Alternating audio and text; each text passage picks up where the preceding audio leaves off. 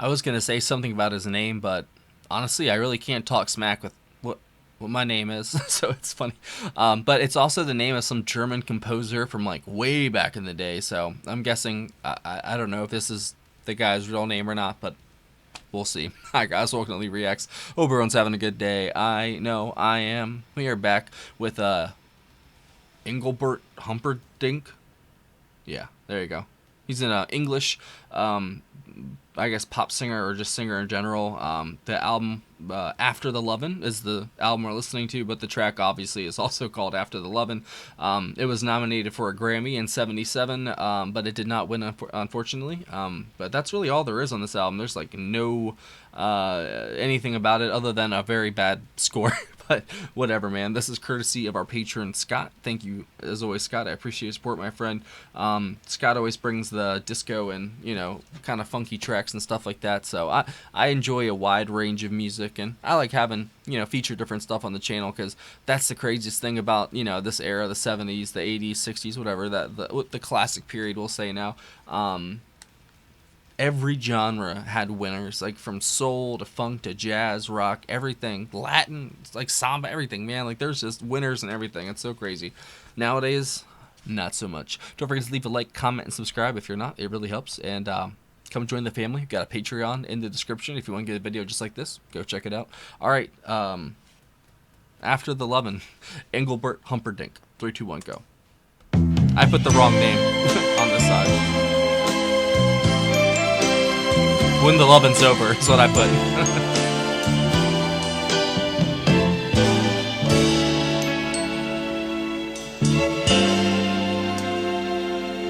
So I sing you to sleep after the lovin' with a song I just wrote yesterday.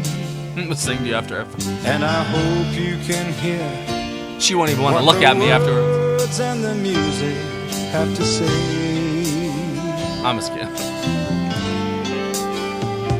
It's so hard to explain everything that I'm feeling face to face. I just seem to go dry. But I love you so much that the sound of your voice can get me high.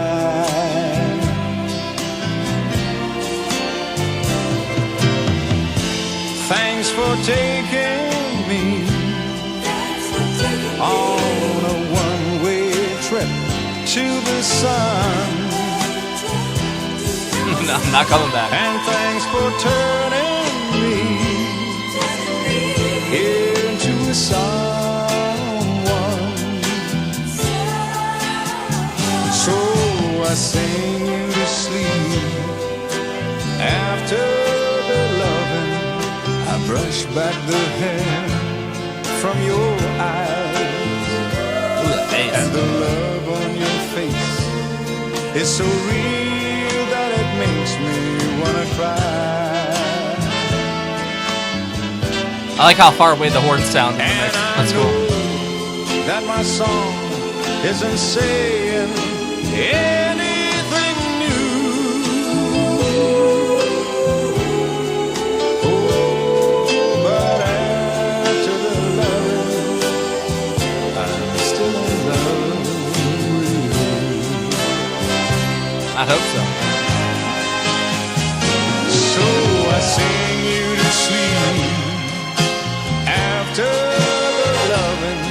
I brush back the hair from your eyes, and the love on your face is so real that it makes me wanna cry.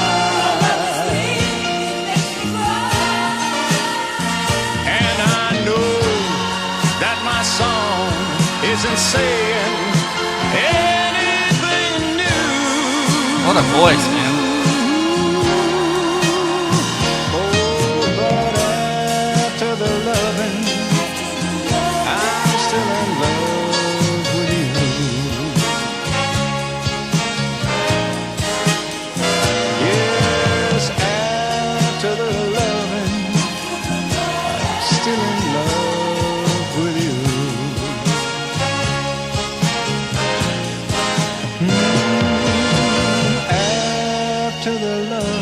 orchestra was just perfect for this. I'm still in love with you.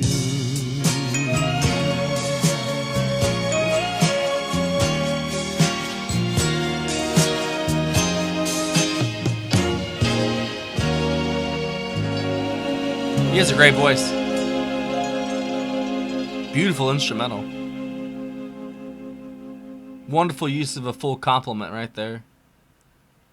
And I loved that the horns didn't overpower everything else when they came in, because that's what horns do. I mean, that's just their job, just to sound very loud. And the producers did a really good job at like keeping it a decent distance sounding. And I don't know, man. Like that's beautiful, you know. It's so funny to me that they consider this pop music. Like, that's what this is, you know, from this generation. This is, you know, pop music. But I hear this and I hear way more class and way more substance and all of that than what I hear nowadays for pop music. And I hate to like make the, you know, the correlation between the two, but you know, a time has passed and, you know, people have kind of changed in a way and how they consume and how they want and how they make art, to be honest. It's a whole new world and people just make whatever the hell they want, you know. There's not like a concentrated effort, and if it is, it's, you know, almost muddied now by how much independent stuff there is. Like, I'm just some jackass with a computer and a light, and I've amassed, I don't know what, 42,000 subscribers. Like, that's crazy, you know. And I'm honestly grateful for every single one of them, because I never thought I'd get past like 5, you know what I mean. And I'm happy with every single one that jumps on, and if you leave, you leave, you know. Thanks for hanging out, you know. But it's crazy that this is pop music. It's beautiful. Like, the instrumentation is so gorgeous, from the xylophone and glockenspiel to the flutes, the horns, the strings, the keys at points, and his voice was honestly perfect for this. It's almost like an old crooner type of voice in a way, like a Sinatra, but he has a way more, what's the word, not emotional, empathetic. I don't know, that's not the word. I don't know, he's got a warmer side to him than maybe Sinatra does, even though Sinatra's not cold, but this guy feels a little more in the real lovey-dovey direction, at least with this song, than this other Sinatra stuff I've heard. But this definitely feels like a, you know, sexy time song. And I'm glad that your girl loves you afterwards, because sometimes it's hit or miss, I guess. Sometimes they don't even want to look at you, and that it goes the other way too. So it's okay. But that's just how the world works, right? It's a good song though. Like, I really enjoyed his voice. I wish there was at points someone, it's like, for like a little bit of harmony, you know. Maybe the song could have done with a little bit of harmony, but that's really the only note I could have. That's just a maybe, you know. For the most part, that was a very beautiful and a very well executed pop song, you know. I see why it almost won a Grammy. I see why it was very popular, and it probably is still somewhat popular to this day in a way. So I think that's pretty cool. You know, it's not my, I don't know, everyday music, and I doubt it's some. Well, actually, that's a lie. The top comment on this video did say they listen to this every day. So, never mind. I was going to say, it's not an everyday type of song, but maybe not for me, but some people. But it was beautiful. I would listen to it again, definitely. And if I had to pick a favorite part out of it, maybe the strings and the horns, instrumentally, and then his voice. The lyrics, you know, I like the way that he was talking about, I'm not saying anything new with this love song, but screw it anyway, I love you. That's a great way to put it, and I bet, well, this song was written by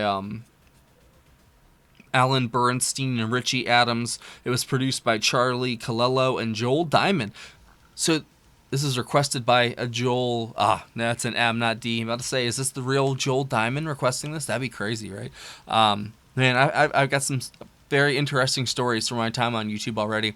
Like this painting behind me, some guy sent me that, and then he sent me a USB drive with like music on it. Apparently, I never plugged it into my computer, and he never messaged me again, and disappeared from the Patreon.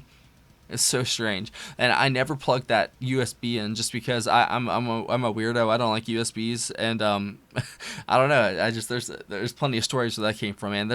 Oh man, I'm going to say half of them. Never mind, be quiet. But I really enjoyed that. Thank you, Scott. As always, he brings the pop and the funk and the disco music, and I enjoy it, man. It's not my exact cup of tea, but I can appreciate the tea for what it is. So that's it. Thanks for watching, guys. Have a wonderful day.